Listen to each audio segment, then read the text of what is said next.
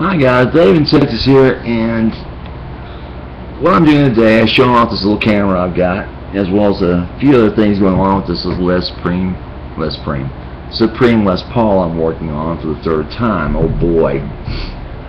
So, anytime that you're working with a guitar that's a hollow body or semi-hollow, and you have to go through a chamber or an F hole or a treble hole, I suggest you buy the best parts available for that guitar so that you don't have to go back and do this again anytime soon. And I mean the best you can get your hands on. Oh boy. Now, anybody's heard my story of woe before about the Les Paul Supreme. It originally came with microphonic pickups, which I took out, replaced everything in it with Gibson and everything, did all the outside work, the nut, the frets, the tuners, everything on it was done, and then put the pups back in and didn't like them. I bought a set of 57s and paid a guy to do it. He ripped me off, stole the pups, and ended up sending me back a couple of fake ones from China, saying that his assistant stole them and he doesn't know where they are, blah blah blah. Sue me, fuck you. So, if I was mean-spirited, I'd let you know who that is in the North Texas area, but I won't. But anything that starts with the letter E that has to do with oh, never mind. Anyway, like I said, I'm not that mean-spirited. Okay, now, when it came down to choices of parts, my first concern was the three-way switch, right? Not the hardest thing to change out, but still not the easiest. Now what you're looking at is what originally came out of this guitar many months ago, right? And it's still a very good part in that you can really hear this thing work. Now let me just see if I can put this by the microphone and you'll hear it actually working.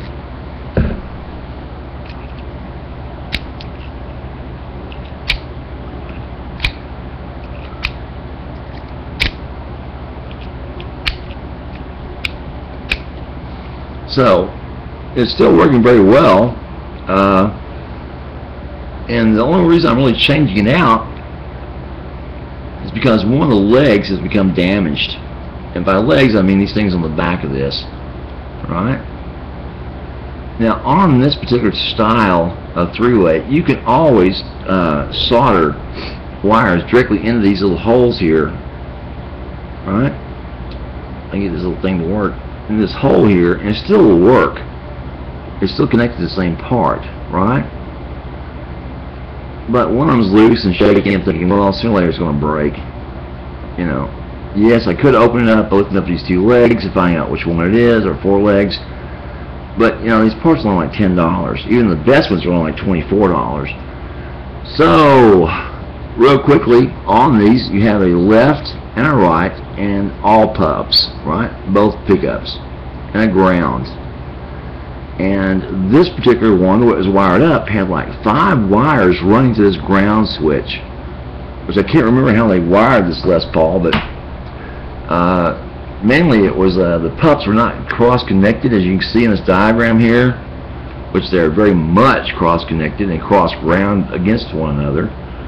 But the Chinese chose to do it differently and have each pup kind of separate on its own existing wire to make it easier on installing it, and had a lot of groundwork going back to this three-way switch, which was very much soldered all over the place trying to keep those together since it's such a small hole. Now I went and chose an all parts three-way, which you can't see because it's in the guitar right now, but it looks very much like this, only shorter. This is a long three-way, right? And the all parts is about half this length. And this is a Gibson three-way for Les Paul, but for a normal Les Paul. And if you've ever done like wiring on a Les Paul, you understand how a three-way works and why you'd have it like this. It makes it much easier being this long. Anyway, again, on this three-way, it's very well made. It's very heavy duty.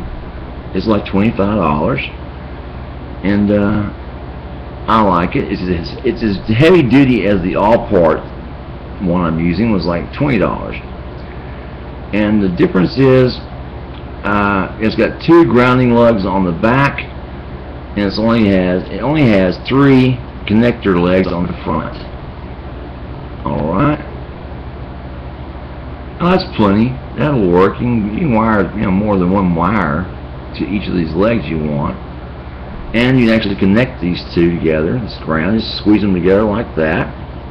See how I've done that? Squeeze them together, just rip, and solder them together. And it with 1 ground leg with a lot of areas connected to whatever you're doing. And that's pretty much what's been asked to do in this wiring diagram, if I can show it to you. You can see that top connector is the ground. The bottom 4 are the left, right, and center. And what they've done, they've taken a 4-way switch, or 4 legs, right there, squeezed them together, and used 1 wire to connect it all. Just like I squeeze this back one together. You do the same thing with the Allparts that looks just like this diagram. Now, another choice for a wear part are the jacks. Now, on a jack, you can get a cheap-ass one, just like the ones from China, for like $2 or $3, and it's going to wear out within 3 or 4 months. And what happens is, you'll start to notice each time you plug your guitar in, it becomes easier and easier to plug it in, until sooner or later you plug it in and the plug falls right back out again. And what's happened is, this leg that connects to your part no longer connects. You pushed it away because it actually depends on being bent towards this center part of your jack or connector. Right? As you can see, it'll focus. Come on, camera. Well, anyway, now it focuses. Follow me? So, other than opening up your guitar and pushing this down again, which you can do, obviously, to make it connect again, sooner or later the metal will worry itself, become weak, and break. Now, what I suggest, and I suggest wholeheartedly, is that you get a stereo jack connector, and it looks like this, right? And all you have to do is move the stereo connector out of the way with an extra leg. This just happens to be this one. You can actually cut that off, right? Or just bend it out of the way, because you're not going to be using it. And just choose the right connector, excuse me, when it comes to connecting your parts. Of course, you're going to use that center connector no matter what, stereo or not. Then it depends on the third one, or the first one or third one, whether it's going to be connected to mono, right? And you can tell that just by plugging it in, turning it on, and clicking on the pups. Make sure you got it wired to the right one. But the difference is, if you look at these and how they're constructed, see how flimsy this is? Is this cardboard stuff that connects these parts, is used as an insulator, compared to these? See how thick that is? Alright. How thick that metal is on that jack itself, or the connector. See how thick that is compared to this one? How thin that is? Now, If it's a pain in the butt to do this, which is this a little less pain in the butt, still, if you had a choice, you're doing this, wouldn't you want to use this stereo jack? It costs like $4 or $5 more. Simply bend the other part out of the way and put it in there and have it for the next 10-15 years and never have to worry about it being loose or having to take it apart and fix it. Well, my choice would be yes, that's exactly what I did. I choose the stereo, and that's why I put stereo in jacks in every one of my guitars, these fakes. Now, somebody else came up and I was asked, what about that ground you're talking about? Okie dokie, the ground. Now, in every guitar, you'll see, at least the kind we use, connectors that solid. This is for a solid body, as you can see. This is a connector and a adjustment screw for a tuna mag bridge. All right, and this simply fits on top of this. So that's all. All right, just like this. In there, buddy, like that. See these? Very, very simple. And I'll show you by pulling one out. This one right here. See? It's on just like that. Just sits on there, and this screw adjusts. You can adjust it on the thumb wheel. This being the thumb wheel here. Alright. You can adjust the height or, lower it. The thumb wheel. This being steady right here, this part inside the guitar. Or you can use a screwdriver, flathead, and adjust it that way. Alright. Now, on the Gretsch, even the real ones, the hollow bodies do not have these going through the body of the guitar. If this part were to go through the body, it'd crack the lid, the top of the guitar. Right? So they have what's called a free-floating bridge, and that the wood part, as well as this part, it still accepts these tune-o-matic bridges, right? Still holds these up.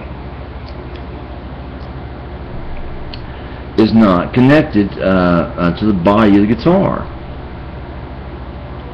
You can actually move that thing around freely. Slide where you want to slide it. To adjust it any way you want to adjust it. Okie dokie. So attached down here, instead of these big thick bases, instead of a base like this, alright, they don't use these. It's just the screw itself, which is thinner than this one. There's a thinner model than this, but this screw goes into a piece of wood, and then they actually just drop the tune mag on top of that, alright? And it's done. Now, when it comes time to adjust that bridge, the whole thing moves. Alright? Now, normally on a solid body guitar, you have what's called a ground wire that runs from that bridge over to one of these pots. Right? To create a ground so you don't have any static or feedback or hum. And on the diagram it's shown right, let's see if I can find it, right here. See? It says right there, ground wire from bridge, right? And it's to the back of this potentiometer here. Along with the ground goes to the sleeve of the jack itself, which makes sense. It creates a complete ground. So no one gets shocked. Now, I'm pretty sure that no one went to the trouble of doing that just to shock me. It's just cheap, shoddy work they did in China. It has no ground, and doesn't make a difference. Well, yeah, I've got some static, some hum on that guitar, and I'm pretty sure that's part of the problems. And not having run across this before, I need to go back over to the warehouse and check out and see exactly how my old style Gibsons are set up. And I'm pretty sure that they've got ground wires running from their floating trapeze type bridge that's actually screwed down to the bottom of the guitars. Anyway, Now I can either choose to drill a hole through the body of that guitar, a tiny hole, and solder something to the bridge itself and back over to the potentiometer, or I can go with an existing hole that is in where the fake Bigsby is, and attach that and back over to the potentiometer through the treble clef, which I think that's what I want to do, so that grounds it and takes care of that issue. Anybody has any other suggestions, I'm open and all ears to hear if there's a better way of doing it than that. Obviously, it's something kind of new to me, and if you have a better way of doing it, please let me know before I shock the shit out of myself. Now, there's no chance of somebody dying from something like this, but it could give you a pretty good shock if you're, playing that guitar and grab a mic stand or something. Something that is not grounded very well. Or step in some water. Play, you really get a nice shock then. That might really hurt you. You got a weak heart, that might kill you. Anyway, that's about it. That's what I'm doing this week. And I'm trying to show off the camera, how detailed it is. Show up a few of these parts I'm talking about here. How nice and detailed this camera can be. And this is on, I think, 1080. You can see the dirt on my fingers from working on these guitars. As well as, hey, you can see that retainer clip for a change. See the retainer clip on these? This is why I hate the Tuna Mag bridges. One thing, now we got this camera set up on zoom and high definition. I can show you exactly why I hate these things.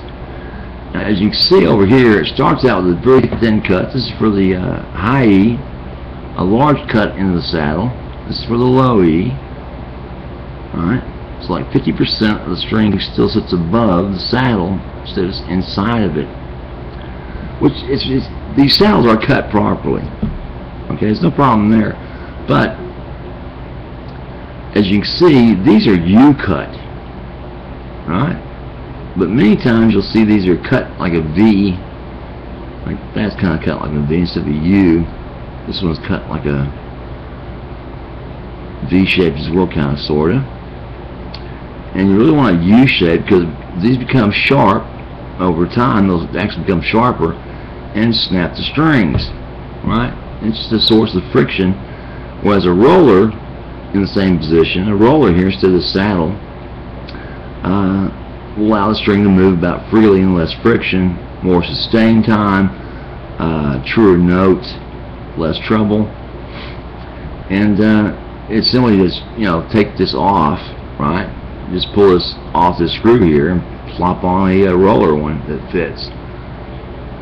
As well as now they're doing these for Fender Telecaster and Strat bridges too. They have these centerline roller replacement parts for the bridges, for the Fender bridges, which, as you know, are some of the worst designed bridges ever made. A Fender bridge is even worse than a Tuna Mag, in my opinion, because they are off-centered, and when you try to string a guitar up, they all pull downwards, which is kind of crazy, but that's why they're done to avoid patent issues. Now, also, you've got what's called a retainer clip. Oh boy. Which, after you change this out and adjust this thing enough times, this darn clip becomes loose, right, and starts to buzz, and it will buzz a lot to a point you can hear it being picked up by the guitar's amp and think, what the hell is that? Is that fret buzz? No, it's a clip buzz. It's a bridge buzz. Oh boy. And as you know, there's one way around this. Take this and remove it, and use clear fingernail polish to put on each and every one of these things and glue it down once you have it in tune and intonated. And unfortunately, if you have to change it and do it again with intonation, the stuff will break off and get everywhere, and you have to do it again. Right? So, that in a nutshell is what I'm doing this week, working on the Supreme. Any questions about that or these parts I just showed you? give me a holler. And let me know what you think about my camera. You know, I do take these things seriously, so when somebody told me my camera still, I was paying attention. And I went from a LiveCam 5000 to a LiveCam 1080, which is supposedly the best USB camera ever made, according to PC Magazine. It's their choice as the best, and you know, I still think it's got a lot lacking compared to the regular video camera, but then again, it also has all those nice features that make it so simple to use. Alright? Okay, well that's about it. Like I said, give me a holler. Dave in Texas. Have a good one. Bye.